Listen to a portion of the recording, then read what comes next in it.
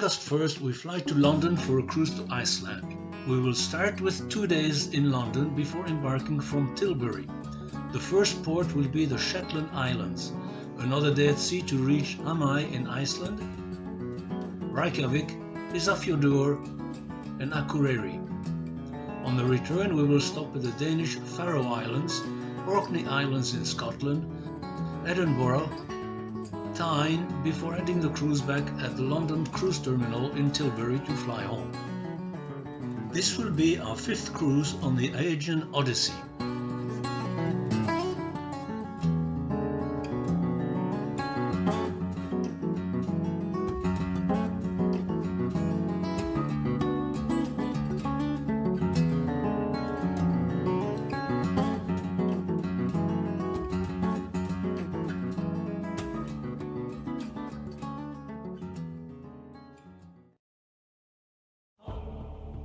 We leave Reykjavik in late afternoon, with the sun slowly setting behind low clouds. We will sail overnight to Isafjordur.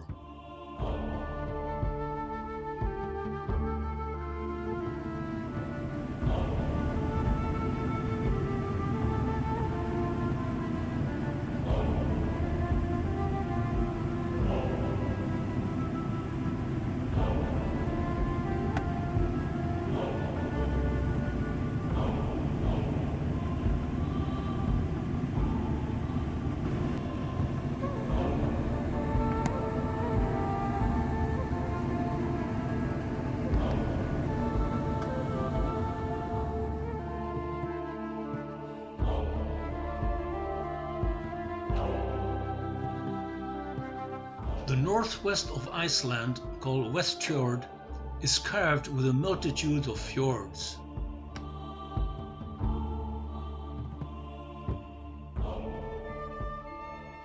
As we enter one of these with the rising sun, the play of shade and light on the high cliffs is dramatic and stunning. The typical height of these cliffs is between 500 and 700 meters, with steep sides. From a distance, it seems they are all flat-topped, so likely the result of major erosion during the last ice age or before.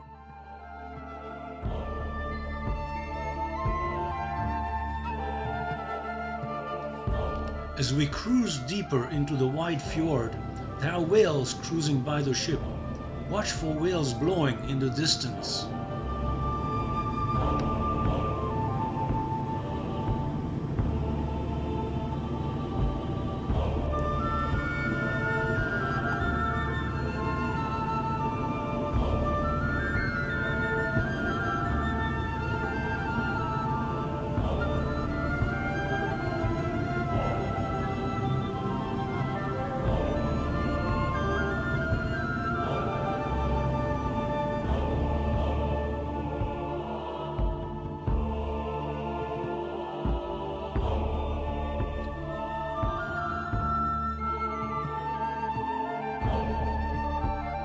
The pilot boat is coming to meet us and guide the ship to the harbor.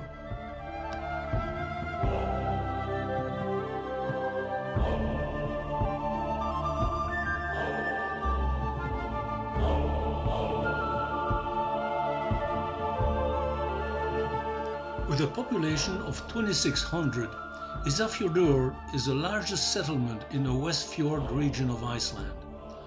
Translated from Icelandic, Isafjordur means fjord of ice.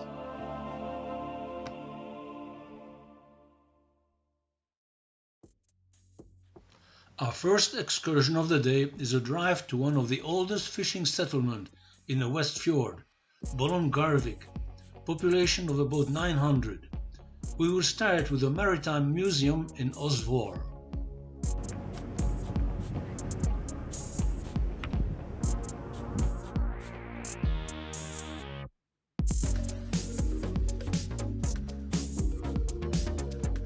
Until recently, the sole access other than boat was a shore road. Snow and avalanches often isolated this town for weeks during the winter. We take the tunnel, which shortens the trip and makes access safe year-round. This tunnel is almost 10 kilometers long. 3 months old at the time, and I had to check the weather forecast because you're very aware of the weather here.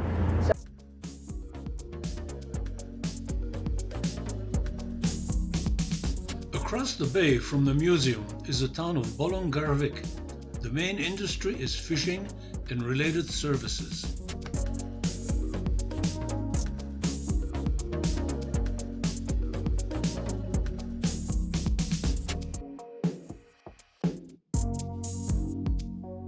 An old fisherman's hut has been renovated as a museum, including salting house, drying hut, and an old rowboat used for fishing. An old fisherman dressed in typical sheepskin outfit explains via our translating guide how life used to be.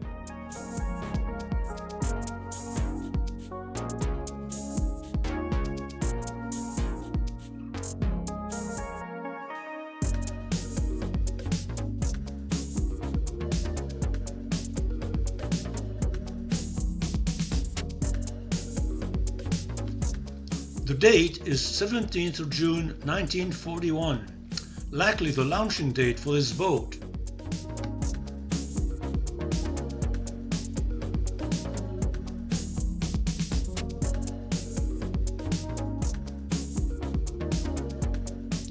A pair of eider ducks with a duckling preen themselves on a rock, warmed by the sun.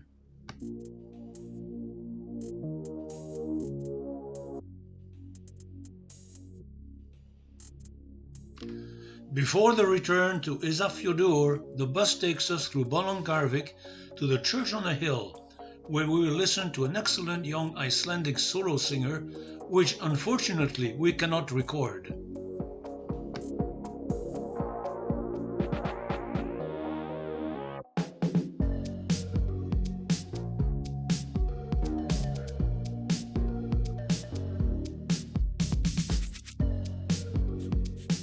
On the way, we see how the town has built protection against the frequent avalanches each winter.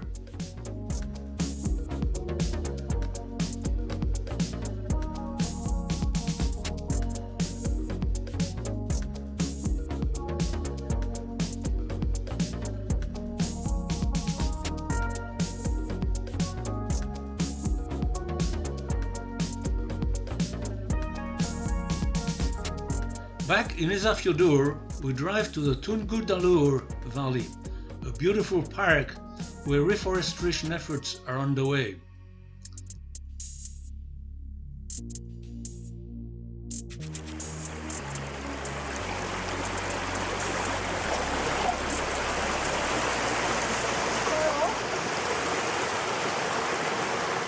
The high waterfall of 300 meters forms a small river where we all sample the cleanest and freshest water available.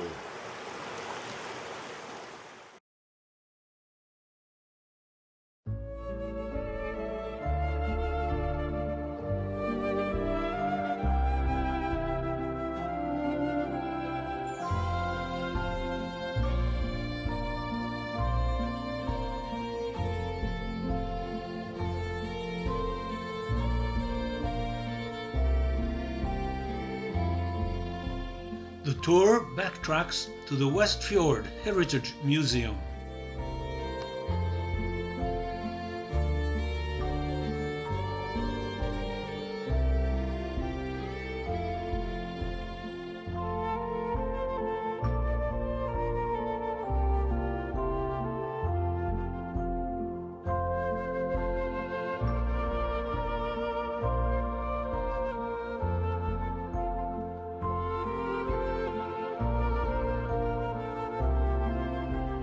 At the museum, we see a display of drying salted cod, and are offered samples of salted cod and fermented shark. Shark meat is apparently terrible, and it needs to be fermented to be eatable by those who favor it. We do not try it, but take a small glass of schnapps.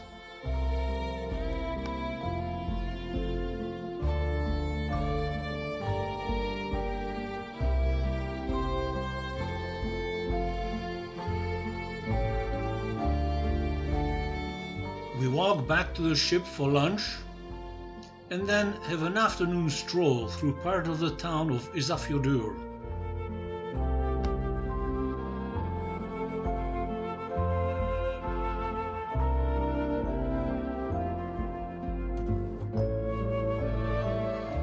It is a very nice sunny day. A local store displays its 1924 Ford Model T delivery truck.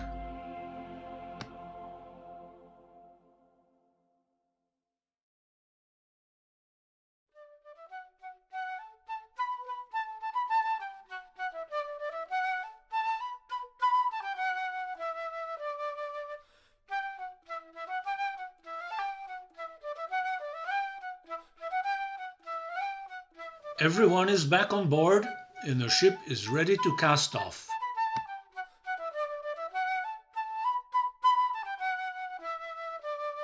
The ship leaves Isafjordur for an overnight eastward crossing to Akureyri, located at the end of a very long fjord.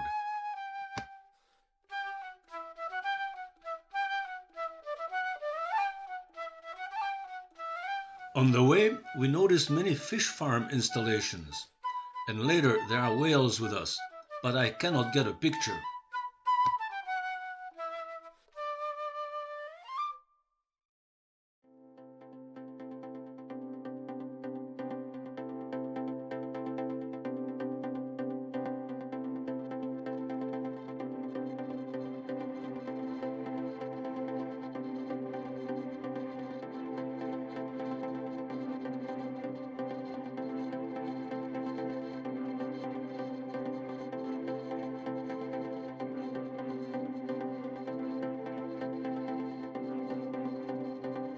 We sail in heavy fog all the way down the fjord, with no view of the landscape until close to the docking area.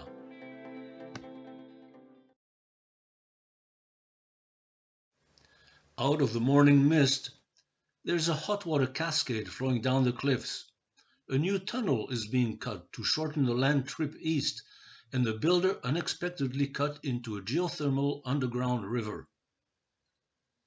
Our tour will take us to 4 main points of interest, starting with the Waterfall of the Gods, Godafoss, and to the volcanically active areas in the east.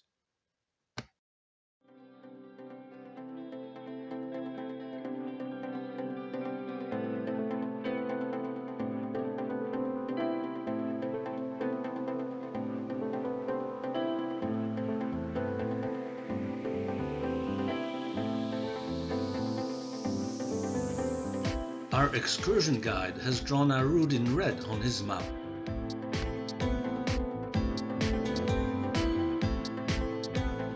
Akureyri has a population of close to 20,000 and is the second largest town in Iceland after Reykjavik.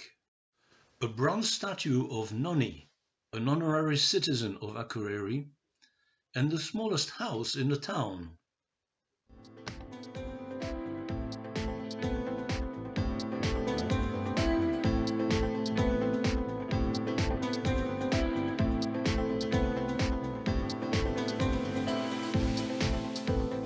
This is the Samkomuhusid building, a theatre built at the turn of the 20th century.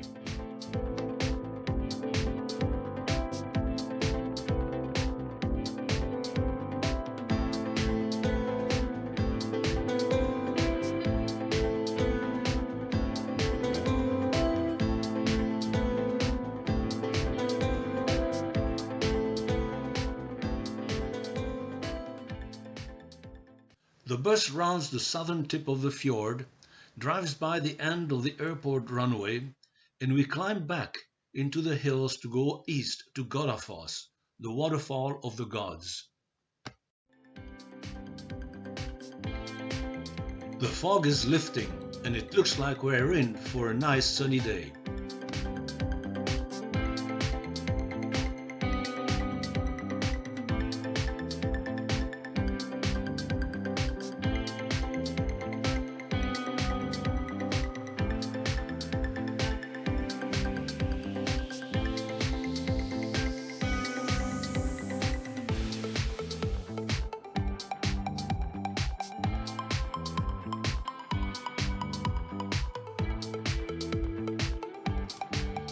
According to the Icelandic sagas, around the year 1000, Icelanders adopted Christianity at the Law Rock.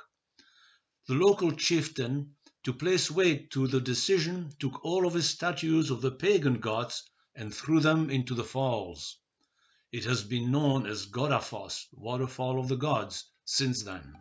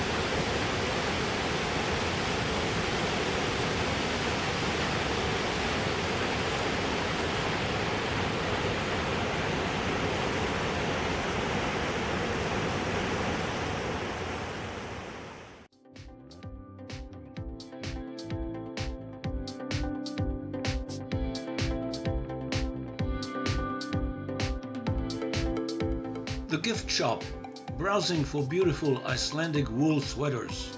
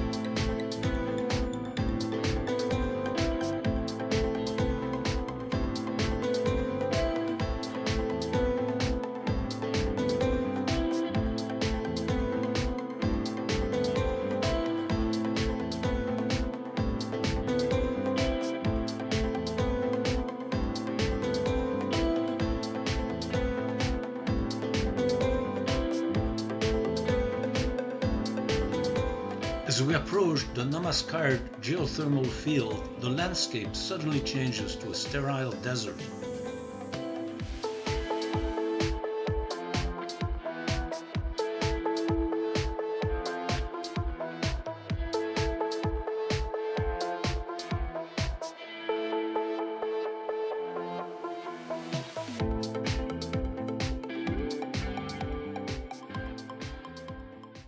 This area is characterized by mudpots and fumaroles, sulfur-bearing gases. Cold groundwater seeps downwards towards the magma intrusion. At a depth of about 1,000 meters, the temperature is over 200 degrees centigrade. Water turns to steam, which travels back up through the porous rock, heating water and mixing with the fumarole gases.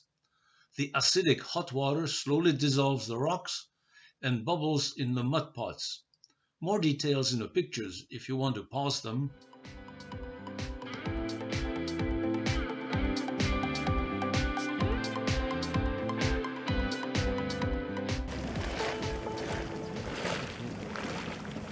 Moving blank.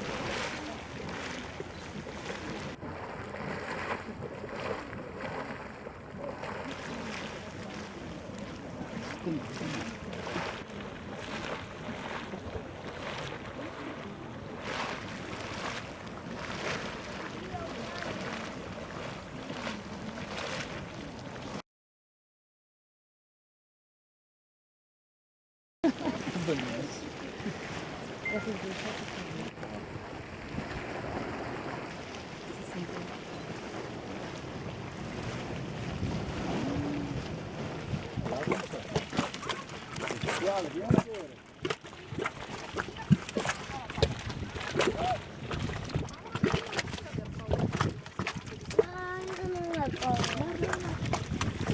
Questo c'è proprio il magma che lo fa diventare così, questo piano. Questo non l'avevo mai visto, Madonna! Questa è la zona fangosa dove sta Davvero?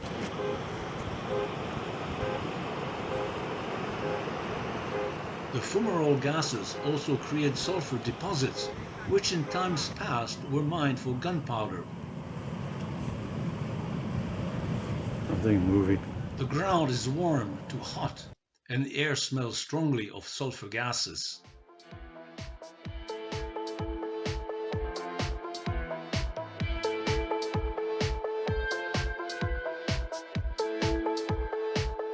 We wished we had more time to hike some of the many trails in the field and in the hills, but we have to move on to Dimmu Borgir and the dark forest lava fields.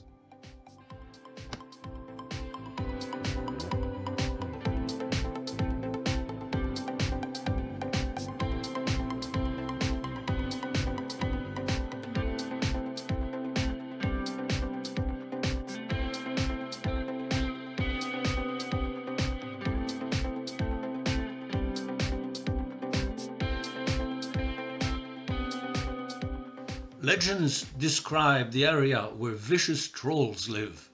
The dark forest is full of strangely shaped rocks, and it is easy to imagine them looking like trolls. The theory for the creation of this area is that a major eruption of lava, many meters deep, spread over shallow lakes and wetlands. The bottom layer solidified immediately, and the surface slowly hardened as more lava flowed inside, filling a lava lake. The hot lava generated steam in the underlying swamp, which escaped through vents, while the surrounding area solidified. At some point during the eruption, the dam at the end of the lava lake was breached. The lava drained around the steam vent, with the surface layer breaking up as it collapsed. The frozen steam vent remained, with a jumble of irregular rocks, caves, and lava pipes.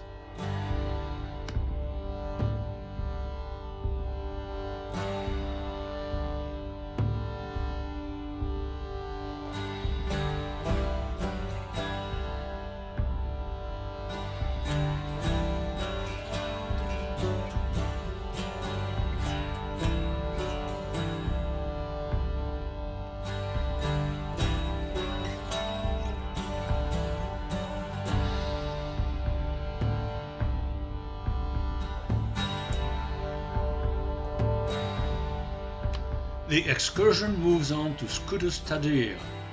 The Pseudo craters are a rare geological feature and not volcanic craters per se. They only occur in Iceland and in some locations in Hawaii.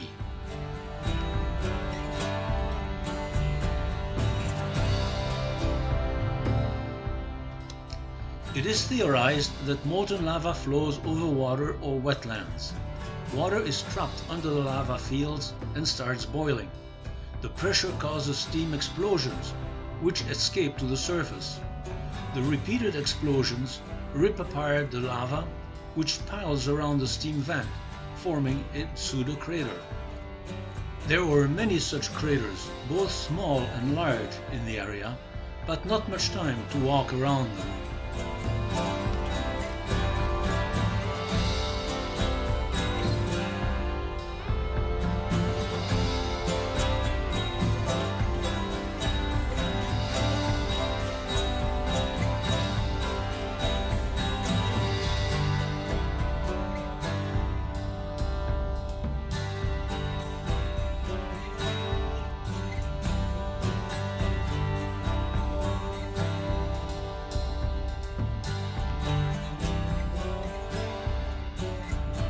As we retrace our route going back to Akureyri, we get a last look at Godafoss from the bus.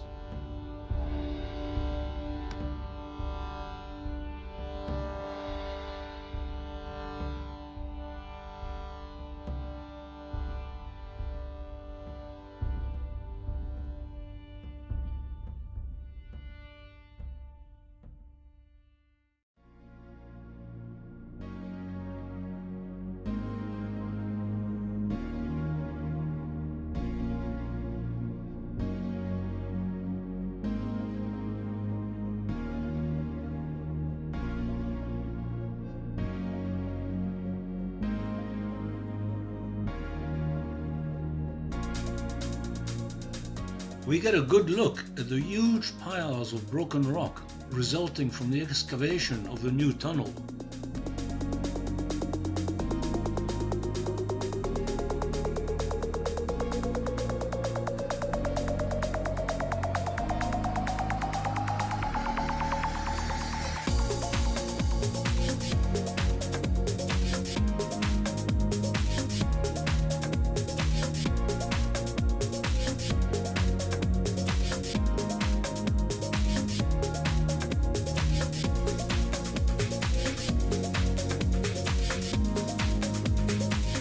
As the ship leaves our last port in Iceland on our way to the Danish Faroe Islands, we will briefly go north of the Arctic Circle, latitude 66 degrees 33 minutes north.